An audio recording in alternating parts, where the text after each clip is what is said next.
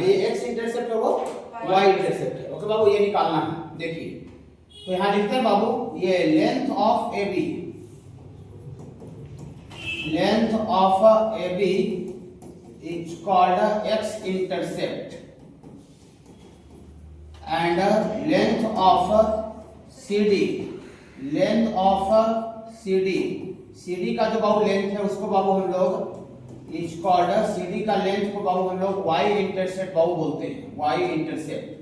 माने हमको AB का लेंथ को x इंटरसेप्ट बोलते हैं और CD का लेंथ को बाबू हम लोग y इंटरसेप्ट बोलते हैं। तो ये किसको क्या बोलते हैं वो नहीं पढ़ना है, हमको AB का लेंथ निकालना है और CD का लेंथ निकालना है। ठीक है, तो थोड़ा सोचिए कि अगर हम पॉइंट A का कोऑर्डिनेट अगर निकाल ले और पॉइंट B का कोऑर्डिनेट अगर हम निकाल ले तो हम लोग बाबू डिस्टेंस फार्मूला से हम AB का लेंथ निकाल सकते हैं। ठीक है, मतलब A और B का कोऑर्डिनेट एक तरह से निकालना है। तो आप थोड़ा सा सोचिए बाबू, पहले आप जानते हैं कि कहीं भी ये पॉइंट ए एक्स एक्सिस पर है और एक्स एक्सिस पर कोई भी अगर पॉइंट होता है तो वहां पर y का वैल्यू 0 होता है। तो अगर सर्किल का इक्वेशन में अगर हम y बराबर 0 पुट कर दें तो उससे y बराबर 0 पुट करने से सर्किल एक्स एक्सिस को किस पॉइंट पर कट कर रहा है वो पॉइंट का कोऑर्डिनेट आ जाएगा। कहे जहां भी सर्कल एक्स एक्सिस को कट करेगा तो वहां y का वैल्यू 0 होगा। स्टेट लाइन में पढ़ाए हुए हम to find x intercept put y बराबर 0, याद होगा। x इंटरसेप्ट निकालने के लिए y बराबर 0 पुट करते हैं और y इंटरसेप्ट निकालने के लिए x बराबर 0 का, जहां भी y को कट करता है वहां पर x का वैल्यू 0 होता है, जहां x को कट करता है वहां y का वैल्यू 0 होता है। क्या बाबू? चलिए तो लिखते हैं फॉर पॉइंट a या b, फॉर पॉइंट a या b, माने a निकालने के लिए या b निकालने के लिए, दोनों पॉइंट x एक्सिस पर है। इसमें पुट करना पड़ेगा बाबू, पुट करना पड़ेगा y का वैल्यू, पुट करना पड़ेगा y का वैल्यू 0 ना बाबू, पुट y बराबर 0 इन सर्कल। तो y बराबर 0 पुट करेंगे तो यहाँ पर क्या हो जाएगा बोलिए, y बराबर 0 पुट करेंगे तो x का स्क्वायर ये तो 0 हो जाएगा और ये 2gx 2fy 0 हो जाएगा प्लस c बराबर 0। बोले सर आप x y बराबर 0 पुट किए सर्किल में x का कोऑर्डिनेट निकालने के लिए, तो सर ये क्वाड्रेटिक आ गया। सर क्वाड्रेटिक इसलिए आया क्योंकि सर्किल को बाबू ये x जो सर्किल है वो x एक्सिस को दो पॉइंट पर कट कर रहा है। तो यहाँ से क्वाड्रेटिक आया तो x का एक वैल्यू जो आएगा वो पॉइंट A के लिए हो जाएगा, अब अगला जो x का वैल्यू आएगा वो पॉइंट B के लिए हो जाएगा। सब बात समझ रहे बाबू? हाँ, तो देखिए तो मान लेते हैं बाबू इसका x का जो दो वैल्यू आएगा, x का जो दो वैल्यू आएगा उसको रूट बोलते हैं। क्वाड्रेटिक में x का जो वैल्यू आता है उसको क्या बोलते हैं बाबू? रूट बोलते हैं। तो सपोज करते हैं कि let x1 and x2 are roots of a quadratic equation. x1 और x2 जो है बाबू इस क्वाड्रेटिक इक्वेशन का रूट है x1 और x2। तो x1 x2 रूट है तो देयरफॉर पॉइंट A का कोऑर्डिनेट जो होगा वो x1 0 हो जाएगा x का वैल्यू, और अगला जो B का जो कोऑर्डिनेट होगा वो x2 0 हो जाएगा। ओके बाबू, मान लीजिए इस क्वाड्रेटिक का root Babu x1 and x2 है। तो आप थोड़ा सा सोचिए कि हम आपको जब क्वाड्रेटिक पढ़ाए थे तो बोले थे कि कहीं भी रूट्स आपको अगर पता रहता है या रूट्स आप अगर मानते हैं तो रूटों का जोड़ और रूटों का गुना लिख करके रखते हैं क्वाड्रेटिक इक्वेशन। तो रूट हम मान लिए, इस क्वाड्रेटिक का रूट्स माने हैं x1 x2, माने इसका दो वैल्यू माने हैं x1 और x2, तो माने एक तरह से रूट हो गया x1 x2। तो therefore sum of roots x1 plus x2 बराबर माइनस b बाई a। तो माइनस b के जगह पर माइनस 2g है बाबू, बट a के जगह पर तो कुछ नहीं तो 1 है, और फिर product of root x1 Guna x2 बराबर क्या हो जाएगा c बाई a, c के c बटा 1 हो जाएगा 1। ठीक है बाबू? हाँ, तो पॉइंट A और B को देयरफॉर AB का लेंथ कितना हो जाएगा, AB का बाबू लेंथ आपको आ जाएगा, AB का लेंथ आपको आ जाएगा बाबू। रुकिए, पॉइंट A का कोऑर्डिनेट x1, 0, x का जो वैल्यू आया, पॉइंट B का कोऑर्डिनेट x2, 0, तो AB का लेंथ डिस्टेंस फार्मूला से बोलिएगा, डिस्टेंस फार्मूला से बोलिएगा x2 माइनस x1 का और स्क्वायर प्लस y 0 माइनस 0 का होल स्क्वायर बाबू डिस्टेंस फार्मूला से। हम इसको बाबू स्क्वायर से रूट तो कैंसिल होगा, अच्छा लग रहा है, कोई दिक्कत नहीं है, लेकिन इसको देख रहे बहुत आपको मन ललच रहा है कि यार अगर यहाँ पर x1 प्लस x2 रहता तो हम ऊपर से वैल्यू रख देते, चाहे x1 गुना x2 रहता तो ऊपर से वैल्यू रख देते, लेकिन है यहाँ x1 x2 माइनस x1 का होल स्क्वायर है। तो जब हम लोग 6 क्लास में पढ़ाई कर रहे थे, 6 क्लास में 7 क्लास में, तो हमको एक बात बहुत पढ़ाई करना रहता है, a माइनस b का होल स्क्वायर बराबर a प्लस b का होल स्क्वायर और माइनस 4ab होता है। सब बच्चा पढ़े होंगे। इसको तोड़िएगा a square plus b square plus 2ab होगा और प्लस 2ab माइनस 4ab घट जाएगा तो माइनस 2ab इसके बराबर आ जाएगा। ठीक है बाबू, देखिए यहाँ से बाबू आपको आ जाएगा x2 प्लस x1 का होल स्क्वायर, इसका वैल्यू लिख रहे हैं इसका यहाँ से, और माइनस 4x1 x2। ठीक है बाबू, और तो 0 माइनस 0 तो 0 हो गया। ये डायरेक्ट आपका x इंटरसेप्ट निकाल रहा है, ab का लेंथ। हाँ, और यहाँ से फिर इसका वैल्यू यूज कर दीजिए, यूजिंग 1, तो 1 का यूज कर दीजिएगा बाबू, तो यहाँ से आपको आ जाएगा 1 का बाबू यूज कर दीजिएगा, तो इसका वैल्यू यहाँ से x1 प्लस x2 का whole square, x1 plus x2 के जगह पर माइनस 2g का होल स्क्वायर और माइनस 4 sin हो जाएगा बाबू, तो माइनस 2g का स्क्वायर हो जाएगा 4g स्क्वायर, और 4g स्क्वायर में 4 यहाँ की 4 यहाँ की है, कॉमन निकाल के बाहर में आके जाएगा आ जाएगा 2। यहाँ से आपका AB का लेंथ आपको आ जाएगा 2 into root under g square minus c आ जाएगा। ये देखिए, अगर सर्किल का अगर इक्वेशन पता रहेगा तो हम 2 into root under g square minus c करेंगे तो सर्किल का x इंटरसेप्ट आ जाएगा। ओके बाबू, और सिमिलरली y इंटरसेप्ट के लिए, सिमिलरली फॉर y इंटरसेप्ट के लिए पुट करेंगे x बराबर 0 ना बाबू। हाँ, जहां भी y को कट करेगा वहां x का वैल्यू 0 होगा, तो y का x का वैल्यू 0 डालेंगे तो 0 हो जाएगा, y का स्क्वायर ये भी 0 हो जाएगा, 2fy प्लस c आ जाएगा। हाँ, तो आपको क्वाड्रेटिक कैसा आ जाएगा, देखिए आ जाएगा y का स्क्वायर और प्लस आपको आ जाएगा 2fy प्लस c बराबर 0। तभी क्वाड्रेटिक इक्वेशन x में आ रहा था और अभी क्वाड्रेटिक इक्वेशन y में, तो y का 2 वैल्यू आएगा, तो 2 वैल्यू को वही y1 y2 बोलेंगे, तो सब कुछ सेम आएगा, खाली हम y1 प्लस y2 कीजिएगा ना, सम ऑफ उसका माइनस 2f आ जाएगा। समझ रहे ना। हाँ, तो सिमिलरली हम लोग ज्यादा काम नहीं करते, वो किया हुआ ऊपर बाबू। सिमिलरली हम लोग आपको CD का लेंथ निकालेंगे, इसी को आगे प्रोसीड करेंगे बाबू, इसी को आगे प्रोसीड करेंगे तो ज्यादा लंबा चौड़ा लिखते नहीं। CD का लेंथ निकालेंगे तो खाली 2 into root under x square minus बाबू c आ जाएगा। ये बाबू आप किसनो तेज रहिएगा, इसको थोड़ा सा याद रखना पड़ेगा आपको।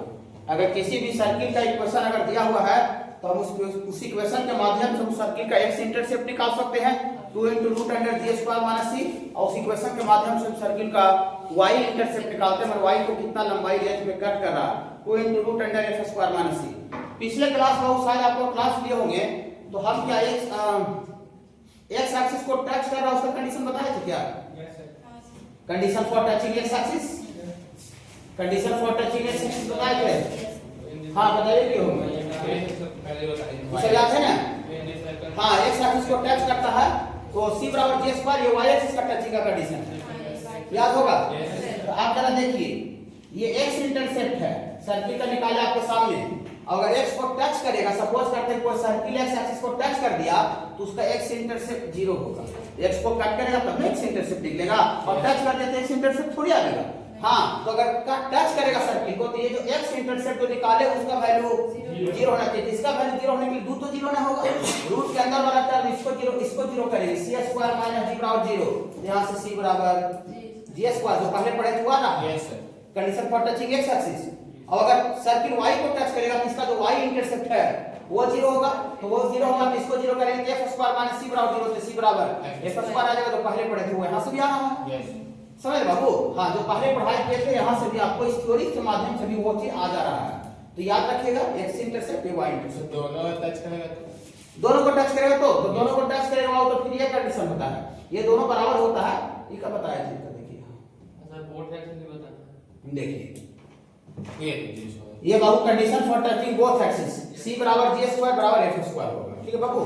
दोनों मान 0 होगा, तो इसको 0 कीजिएगा, इसको 0 किया c बराबर g स्क्वायर आएगा, इसको 0 कीजिएगा तो c बराबर f स्क्वायर, c बराबर g स्क्वायर और c बराबर f स्क्वायर तीनों बराबर है। ठीक है बाबू।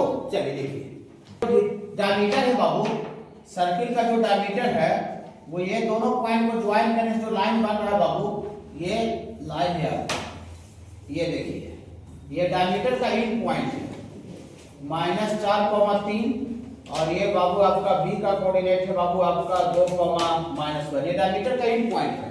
तो सबसे पहले बाबू इधर 12 नंबर है बाबू, पेज नंबर 7 का लेफ्ट साइड में सबसे पहले सर्किल का इक्वेशन निकालना है जिसका डायमीटर का एंड पॉइंट दिया हुआ है। ओके बाबू, सबसे पहला। उसके बाद क्या निकालना है, also find intercept made by it on y axis. इस सर्किल द्वारा y एक्सिस पर बनाया गया इंटरसेप्ट निकालना है, y इंटरसेप्ट निकालना है। ठीक है बाबू। हाँ, तो सबसे पहले बता सकते हैं बाबू फर्दीन, डायमीटर का एक पॉइंट पता रहता है तो सर्किल का इक्वेशन क्या होता है? डायमीटर का इन पॉइंट अगर x1 y1 और x2 y2 पता है तो सर्किल का इक्वेशन क्या होता है?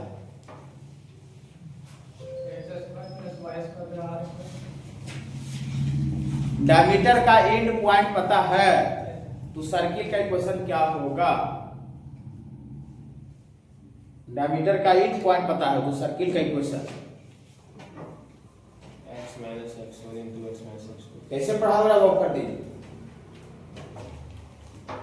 कितना नंबर आया? जेई में इसका रिजल्ट निकला ना? फर्स्ट सेशन का रिजल्ट नहीं आया है? नहीं सर, लगता है कुछ क्लास वाला सब 300 में 300 नंबर बता रहा था। एक रैंक ठीक है। देखिए x1 y1 x2 y2 होता है बहुत डायमीटर का एक पॉइंट, तो फार्मूला होता है सर्किल का equation x minus x1 into x minus x2 plus y minus y1 into y minus y2 बराबर 0। हाँ लिख देते हैं, तो लिखते हैं equation of circle, equation of circle with end point of diameter, with end point of diameter A, x1 y1 and B, x2 y2 each। ऐसा होता है बाबू x minus x1 into x minus x2 plus y minus y1 into y minus y2 बराबर 0। याद रखना पड़ेगा, इसे याद रखना पॉइंट है। तो x माइनस x1 यहाँ पहला ही से माइनस है बाबू, तो माइनस माइनस कितना हो जाएगा प्लस 4, और x minus x2 2 plus y minus y1 3, और वहाँ पहले माइनस माइनस प्लस 1 बराबर 0। ओके बाबू, समझ बाबू समझ, इसको तोड़ दीजिए, अच्छी गुना कर दीजिए, जहाँ से x का स्क्वायर और माइनस 2x प्लस 4x और माइनस 8, y का square plus y minus 3y minus 3 बराबर 0। यहाँ से बाबू आपका x का स्क्वायर प्लस y का स्क्वायर, और यहाँ पर बाबू प्लस 2x हो जाएगा, 4 हो जाएगा तो, और माइनस 2y और माइनस 11 बराबर 0। सर्किल का इक्वेशन आ गया। अब पहला क्वेश्चन इसका आंसर निकाल गया, लेकिन आपको साथ साथ y इंटरसेप्ट भी निकालना है। तो y इंटरसेप्ट में बाबू g और f सेंटर का कोऑर्डिनेट होता है, माने आपको सेंटर इसका निकालना पड़ेगा। तो सेंटर इसका निकाले हैं, हाँ, जिसका सेंटर जो आवेगा बाबू minus half into coefficient of x का कोफिशिएंट 2 है, और minus half into coefficient of y। तो यहाँ से बाबू ये दोनों कट जाएगा, तो यहाँ माइनस 1 और ये 1 आ जाएगा बाबू। एक तरह से माइनस g के जगह पर आ गया, एक तरह से माइनस f के जगह पर आ गया, माइनस g माइनस f के जगह पर आ गया ना? हाँ, तो therefore y intercept of circle, समझ में आ रहा है सर? Yes sir.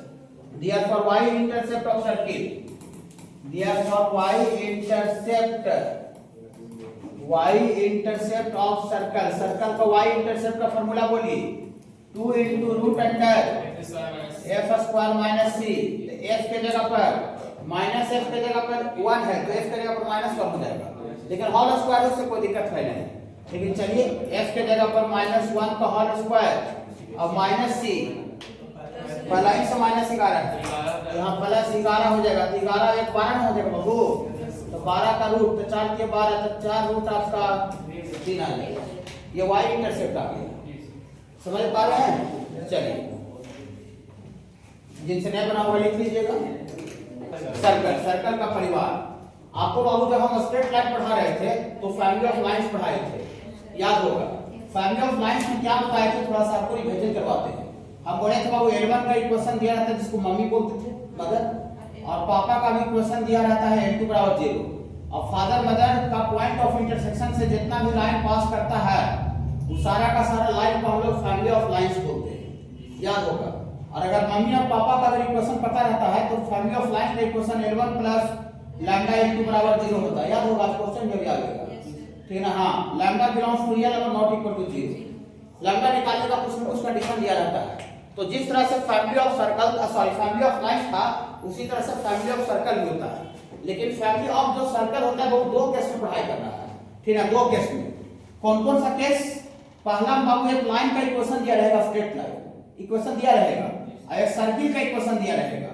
लाइन और एक सर्किल, लाइन l बराबर 0 और सर्किल s बराबर 0, और लाइन और सर्किल जहां पर आपस में इंटरसेक्ट कर रहा है, जहां पर आपस में कट कर रहा है, उसका पॉइंट ऑफ इंटरसेक्शन से जितना भी सर्कल पास करेगा उस सारा का सारा सर्कल को भी बाबू हम लोग फैमिली ऑफ सर्कल बोलेंगे। लाइन मतलब लाइन और एक सर्कल का पॉइंट ऑफ इंटरसेक्शन से जो भी सर्कल पास करता है that is called family of circle. और एक केस और क्या पढ़ाई करना है कि दो को आपको सर्किल का इक्वेशन दिया रहेगा। ये पहला सर्किल मम्मी हो गए, दूसरा सर्किल पापा हो गए, और मम्मी और पापा का पॉइंट ऑफ इंटरसेक्शन से जितना भी सर्कल पास करेगा ये वाला इस तरह से सारा का सारा सर्किल को हम लोग भी फैमिली ऑफ सर्कल्स बोलते हैं। माने फैमिली ऑफ सर्कल दो केस में होता है, एक लाइन और सर्किल का पॉइंट ऑफ इंटरसेक्शन और दूसरा दोनों सर्किल का पॉइंट ऑफ इंटरसेक्शन। ओके बाबू, तो पहला में यहां देखिए क्या लिखे हैं, नीचे जहां भी लाइन का हम यूज करेंगे l का, तो लाइन का इक्वेशन आप समझिएगा कि lx + my + n बराबर 0 दिया हुआ है, लीनियर इक्वेशन x और y में। और सर्कल दो सर्कल, तो पहला सर्किल का इक्वेशन x का स्क्वायर y का स्क्वायर 2gx 2fy + c बराबर 0 है। और एक और f डैश सर्किल है, f डैश मतलब एक और दूसरा का सर्किल, इसका इक्वेशन x का स्क्वायर y का स्क्वायर खाली सेंटर बदल जाएगा 2g-x 2f-y + c बराबर 0। तो आप नीचे जहां भी l लिखेंगे, l मतलब ये लाइन समझिएगा, नीचे जहां s समझेंगे s लिखेंगे, s का मतलब ये वाला सर्किल समझिएगा, नीचे जहां पर f डैश लिखेंगे, f डैश का मतलब नीचे वाला सर्कल समझिएगा। ओके, तो पहला case equation of circle passing through point of intersection of line l बराबर 0 एंड सर्कल s बराबर 0 बोले ना। लाइन और सर्किल का पॉइंट ऑफ इंटरसेक्शन से सर्किल पास कर रहा है। देखिए ये लाइन हो गया l बराबर 0 और ये सर्किल हो गया s बराबर 0, और इसका पॉइंट ऑफ इंटरसेक्शन से ये सर्किल बहुत सा सर्किल पास करेगा। हाँ, तो जितना भी सर्कल लाइन और सर्किल का पॉइंट ऑफ इंटरसेक्शन से पास कर रहा है उस सारा का सारा सर्कल को हम लोग फैमिली ऑफ सर्कल बोलेंगे, सर्किल का परिवार बोलेंगे। और अगर l और s का इक्वेशन पता है तो फैमिली ऑफ सर्कल का इक्वेशन होता है s + लैम्डा l बराबर 0, लाइन जैसा होता है, स्ट्रेट लाइन जैसा।